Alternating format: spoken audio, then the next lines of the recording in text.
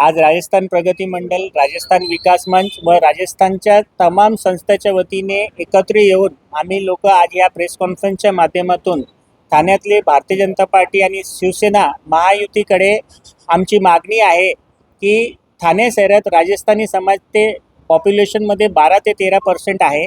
12 ते 13% राजस्थानी समाजाचे 36 कोमची लोक म्हणजे आपल्यात एक चांगली मेजॉरिटी आहे. तर आमचं ह्या माध्यमातून एक निवेदन आहे की समाजाचे 4 ते 5 लोकांना येणाऱ्या महानगरपालिकेत प्रतिनिधित्व देण्यात यावे आणि ऑलरेडी ह्याच्यापूर्वी उपमुख्यमंत्री एकनाथ शिंदे साहेब, नरेश म्हस्के साहेब, प्रताप सरनाईकजी, निरंजन डावखरे, संजयजी केलकर ह्या लोकांनी आमचं राजस्थानी महोत्सवला आम्हाला सांगितलं होतं की समाजाचे 4 ते 5 लोकांना ते प्रतिनिधित्व देणार. तर आपल्या माध्यमातून हीच विनंती आहे की त्यांनी त्यांची कमिटमेंट पूर्ण करावी.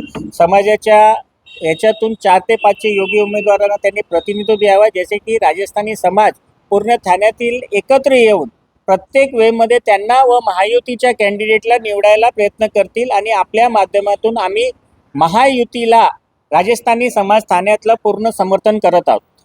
काय झालं तर काय तर किती राजस्थानी समाज किती बांधव 36 कोमचे राजस्थानी समाजाचे ठाणे महानगरपालिकेचे 12 ते 13% पॉप्युलेशन आहे. विशेषतः 10 ते 12 प्रभागात आम्ही निवड केलेली जिथे राजस्थानी समाजाचे लोक आहेत, तिथून आम्ही डिमांड करतोय आणि त्या हिशोबाने पक्षश्रेष्ठीमध्ये उपमुख्यमंत्री एकनाथ शिंदे साहेबांनाही आम्ही भेटलो आणि BJPच्याही यांना भेटलो. त्याच्यातून त्यांचं सर्वे चालू आहे आणि त्यांनी आम्हाला आश्वासन दिलेलं आहे की 100% राजस्थानी समाजाच्या लोकांना प्रतिनिधित्व देऊ. तर येत्या 2-3 दिवसात माहिती पडेल की कुठल्या कुठल्या प्रभागात ते द्यायला ते विचार करतायत. विचार चालू आहे त्यांचा.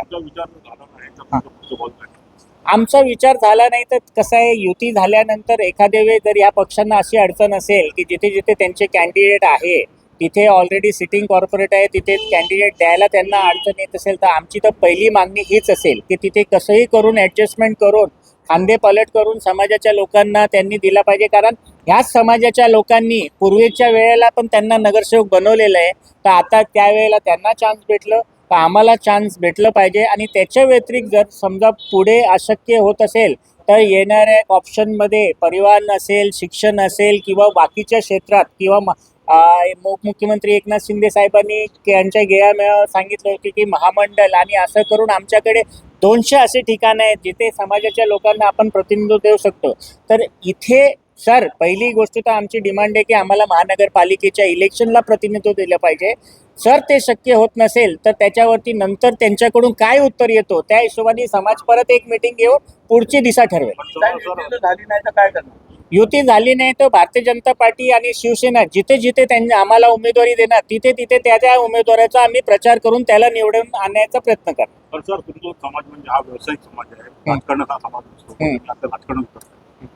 नाही, व्यावसायिक समाज नाहीये. समाजांनी त्यांच्या विषयातून तन मन धननी सहयोग करून लोकांना मतदानासाठी किंवा राजकारणात आणलेले आहे.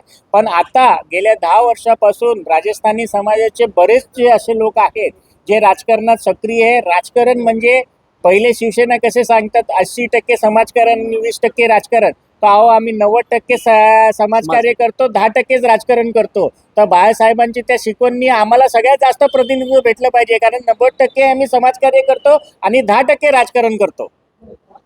विकास मंच महाराष्ट्र अध्यक्ष, करीब 8 वर्ष के लंबे इंतजार के बाद में एक महानगर पालिका का चुनाव अभी आया है और इस ठाणे शहर की सबसे पुरानी संस्था राजस्थान प्रगति मंडल और राजस्थान विकास मंच महाराष्ट्र के माध्यम से हम हमारे ठाणे शहर के भारतीय जनता पार्टी के शीर्ष नेतृत्व और माननीय उप मुख्यमंत्री श्री एकनाथ जी शिंदे साहब से ये निवेदन कर रहे हैं कि राजस्थानियों की बड़ी संख्या ठाणे शहर में है, उसी को देखते हुए हमें 4-5 योग्य उम्मीदवारों को एक मौका देना चाहिए.